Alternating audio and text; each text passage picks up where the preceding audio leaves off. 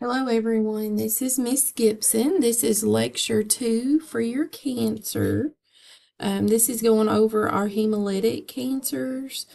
White blood cell count or white blood cells provide protection from infection and cancer development, while blood cell disorders, when any one type of white blood cell is present in an either abnormal amount, too high or too low, the immunity, our immunity is decreased, of course. We become immunosuppressant. It could also affect gas exchange as well as clotting. So, leukemia is in your book on page 838. It's actually in with the blood chapter.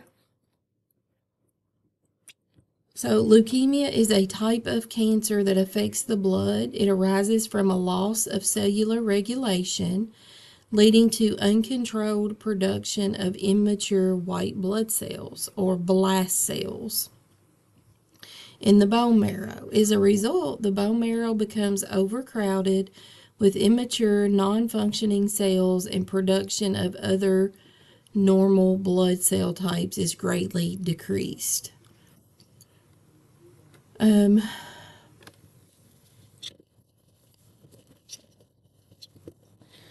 Let's see. It may be acute with a sudden onset, or chronic with a slow onset.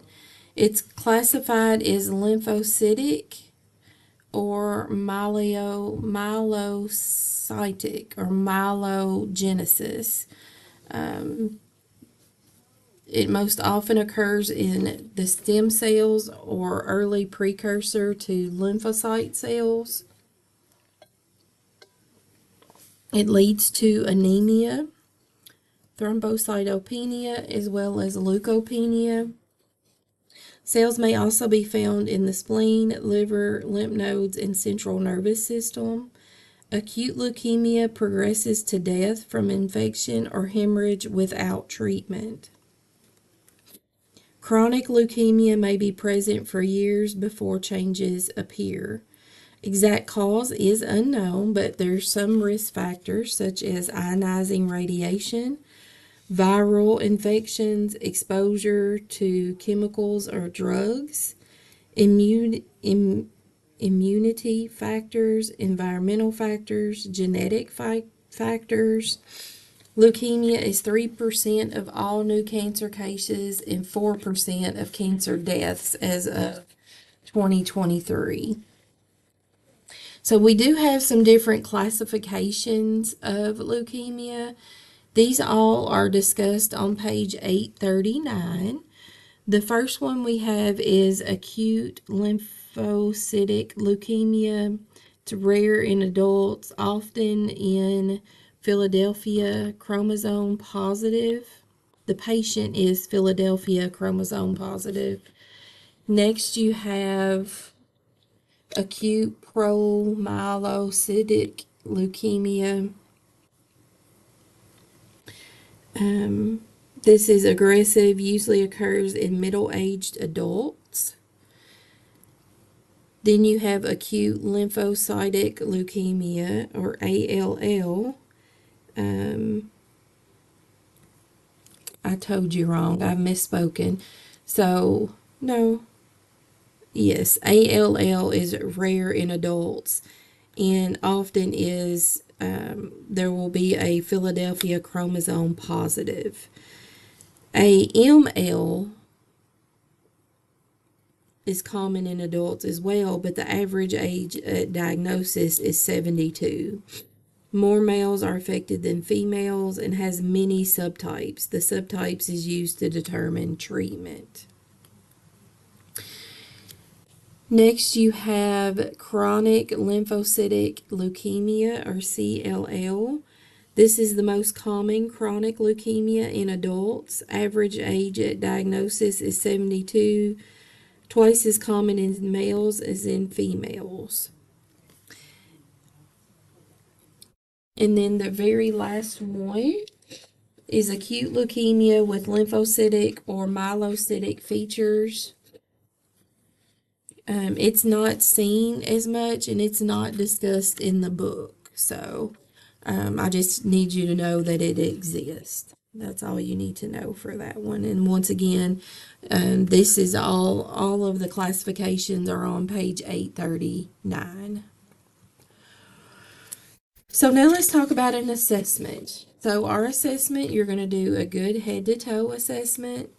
You might do some labs, which we'll discuss later. Their history, what's their age, what's their occupation, have they had a previous illness or exposure to ionizing radiation or drugs? Do they have changes in immunity, changes in clotting factor, weakness and fatigue, decreased attention span, weight loss, or even loss of appetite? The next slide is discussing our physical assessment. This is there any cardiovascular changes that occur due to reduced perfusion or gas exchange? Is there any respiratory issues such as reduced gas exchange? The rate will increase with anemia. Any skin changes related to reduced perfusion, or do they have pallor, or do they have petechiae, any kind of trauma? Do they have bleeding gums or stomatitis? Intestinal changes related to increased bleeding tendency and fatigue. Do they have nausea and vomiting, weight loss, anorexia? Central nervous system, any changes that might happen is because of changes in their cranial nerves. Are they tired? Do they have cranial nerve problems, headaches, optic nerve edema, seizures, coma? Any of that may occur. And then some miscellaneous changes would be enlarged lymph nodes or bone and joint tenderness due to the bone marrow damage. Next, we're going to talk about some labs that might be ordered. Your H&H, platelet count, white blood count, which would be a CBC. They may also order a bone marrow aspiration or biopsy. They could do some protein markers, clotting times and factors, chromosome analysis to diagnose the type and determine treatment. They might do some imaging based on signs and symptoms, like a chest x-ray for dyspnea, a skeletal x-ray for loss of density, or to see if there's been a loss of density or minerals for chronic bone pain. Planning and implementation, potential for infection due to reduced immunity and chemotherapy. Potential for injury due to poor clotting, fatigue due to decreased oxygenation and increased energy demands. It's mostly going to revolve around preventing infection. However, you could have some bleeding precautions as well as some nutritional therapy that might be needed. Treatments, with acute leukemia, there's induction therapy. There is consolidation therapy and maintenance therapy. Each of these phases are for the therapy to provide positive outcomes for your patients.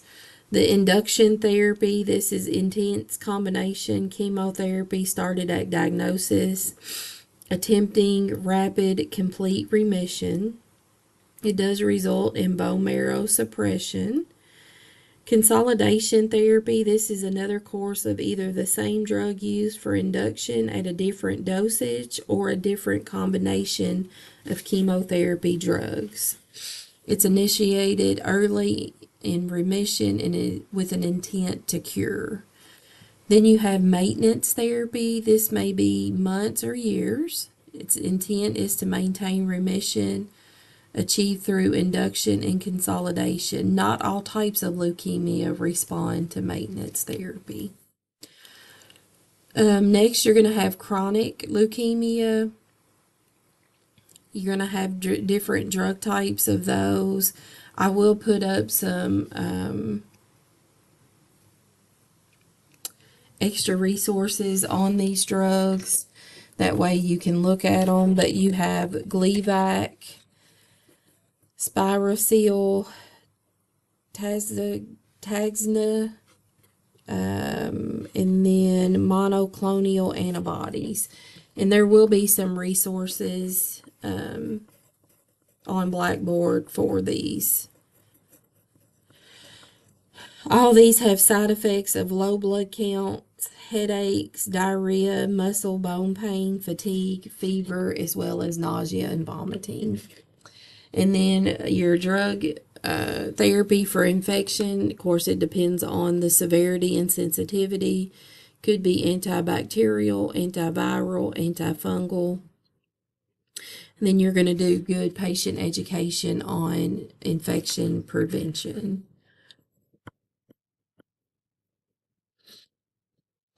Next, you may have a patient that is going to do stem cell transplantation. This chart walks you through each of those. That is also on in your book.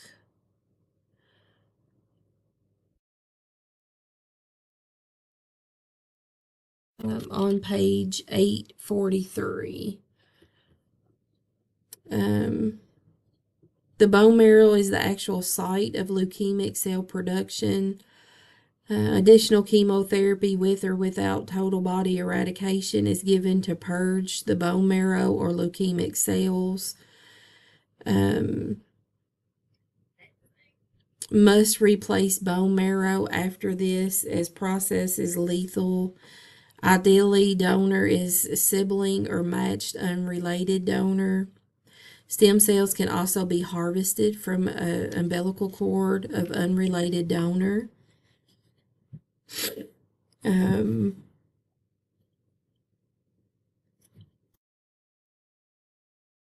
Prevention of complications is a biggie. You want to make sure that you do good patient education on infection prevention.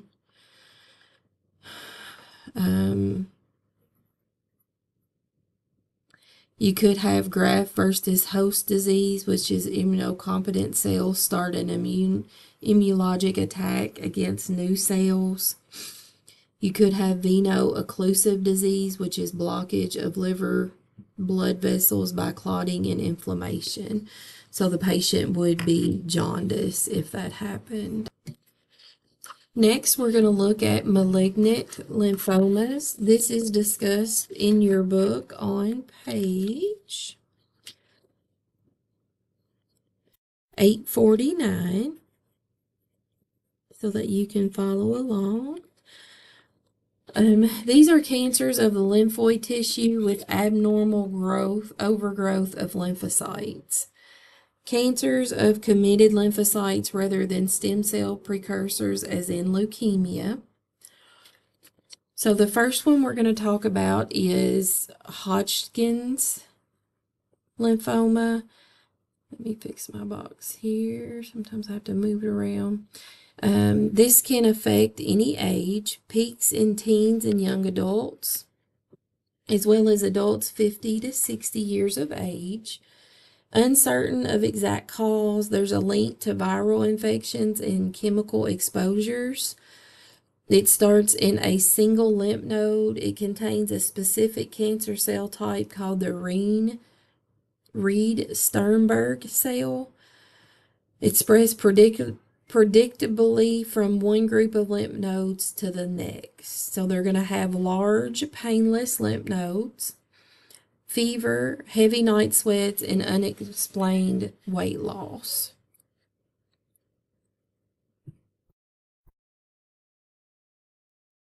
This Hodgkin's lymphoma diagnosis, that is the Reed-Sternberg cell that you see here. A biopsy reveals that. That's how that you will get an accurate diagnosis. Those, of course, you'll do your history and physical, CBC, all your lab work. Could do a CT or a PET scan. But it is one of the most treatable types of cancers. There's, sorry, goodness gracious, I got all excited there. There's 4 different stages. Stage 1 is localized. Stage 2 is 2 or more lymph node regions on the same side of the diaphragm.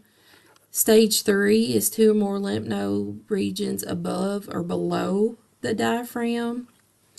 And stage 4 is widespread disease, multiple organs with or without lymph node involvement. So non-Hodgkin's means that there is no Reed-Sternberg cells. This includes all lymphoid cancers without Reed-Sternberg cells. There's over 60 subtypes. Generally spreads in less orderly fashion than Hodgkin's lymphoma. It's more common in men and older adults. Exact cause is unknown. Higher incident with solid organ transplant, immunosuppressed drug therapy, HIV patients. Increase with exposure to pesticides, insecticides, and dust. And it's classified and managed based on one of those subtypes, whichever subtype it is. Non-Hodgkin's lymphoma, here are your symptoms. You're going to have swollen lymph nodes, tumor spread to other organs, painless swelling of the cervical, axillary, growing and femoral nodes. Diagnosis is through biopsy.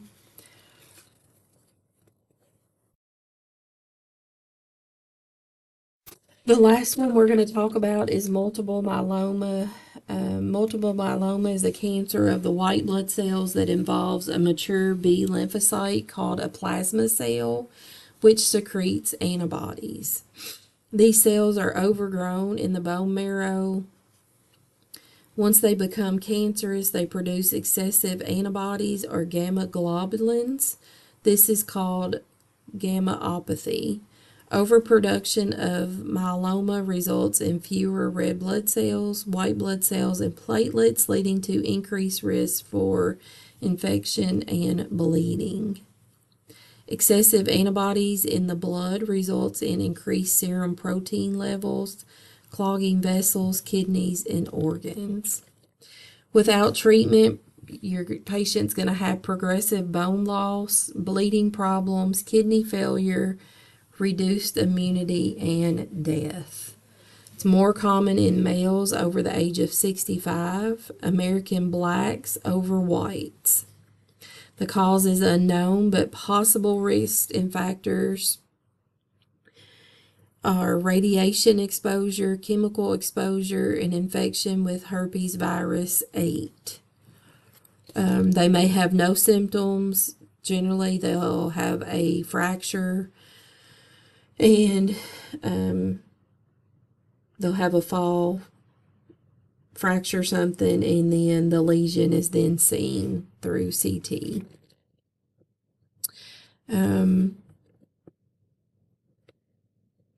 They may be given a proteasome inhibitor or immunomodulating drugs